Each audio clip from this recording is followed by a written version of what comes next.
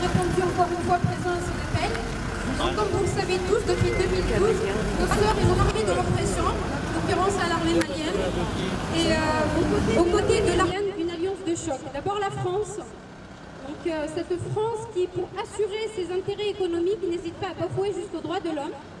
Et puis de l'autre côté, Alger, ce géant de la lutte anti-amazigh, bien entendu, qui le 1er mars dernier, dans un esprit de soi-disant réconciliation entre les mouvements de l'Azawad et l'État malien, nous sort un torchon d'accord qui arrange bien ses intérêts.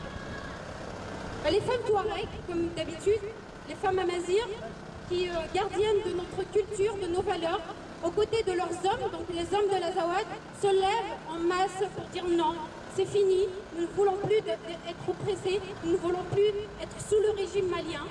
Donc ils se lèvent pour leur indépendance, ils se lèvent pour dire aujourd'hui ce pourquoi nous sommes tous là, non aux accords d'Alger, non à l'oppression touareg, et vive l'Azawad libre. Entre le 16 et le 21 mai 2014, à Kidal, les militaires maliens, déjà responsables de plusieurs exactions,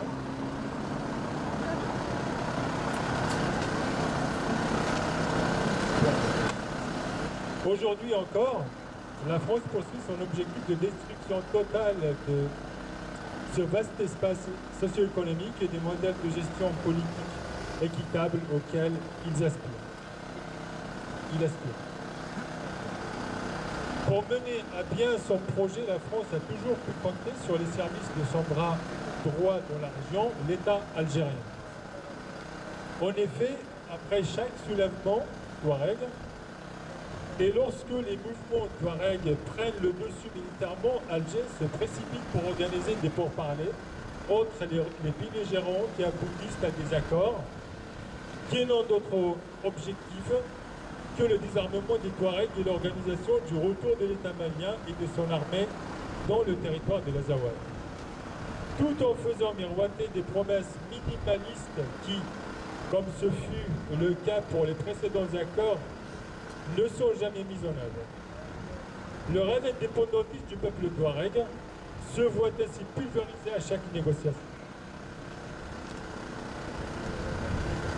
Ce qui est présenté comme accord de paix le 1er mars 2015 à Alger, au terme de plusieurs mois de négociations, est une véritable massacre. C'est une insulte au peuple de l'Azawad ainsi qu'à la mémoire de toutes celles et tous ceux qui se sont sacrifiés pour la libération de ce pays. En réalité, fallait-il aller à Alger pour chercher un accord de paix lorsqu'on sait que l'État algérien est foncièrement anti-Touareg car anti-Amazigh? Est-il possible de faire confiance à l'État algérien lorsqu'on sait qu'il est derrière les réseaux islamistes et terroristes qui sévissent dans l'Azawad? Est-ce qu'il est convenu d'appeler la mascarade d'Alger, qui n'est qu'une tentative de pacification des Touaregs, en vue de les ramener sous le giron de l'État malien? Les populations de l'Azawad, avec en première ligne les femmes, sont sorties dans les rues, notamment à Kidal, pour exprimer leur rejet de la proposition d'Alger. Nous saluons pour notre part et avec la plus grande chaleur la bravoure de ces femmes qui n'ont pas cessé de se battre et de veiller à ce que les objectifs de la lutte ne soient pas trahis.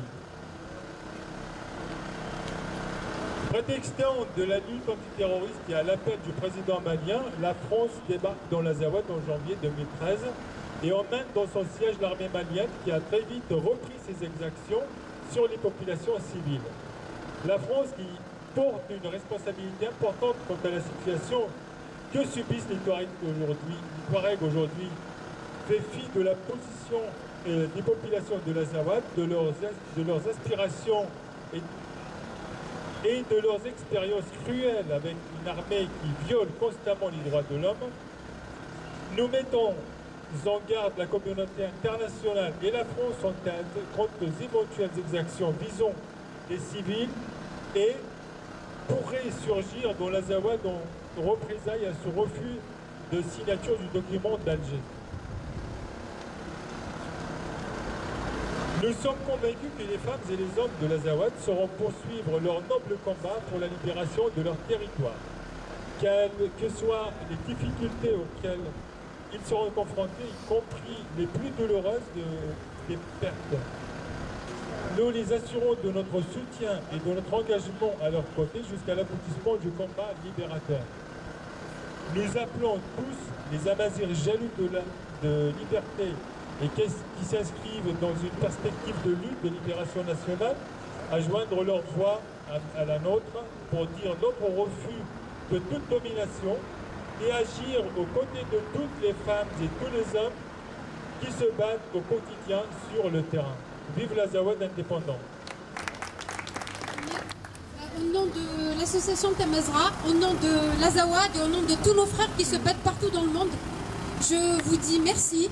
Merci d'être venus. C'est vrai qu'on n'est pas très nombreux, mais comme on a le cœur, on est présent, car effectivement le Djurdjura aussi a entendu, les Aurès aussi ont entendu, et on répond aux femmes de l'Azawad qu'on est là, nous toutes, qu'on soit ici à Paris finalement, ou quelques-unes en Kabylie, on répond toutes parce qu'on est toutes solidaires, parce qu'on est des mères, parce qu'on sait ce que c'est que la valeur de cette terre, parce que nous avons un amour inconditionnel pour cette terre, et pour ça, nous allons mourir plutôt que d'accepter ces accords d'Alger. Et à Alger, je dirais, eh ben non, vous vous trompez. Nous sommes debout, aujourd'hui, demain et à l'infini. Merci à tous.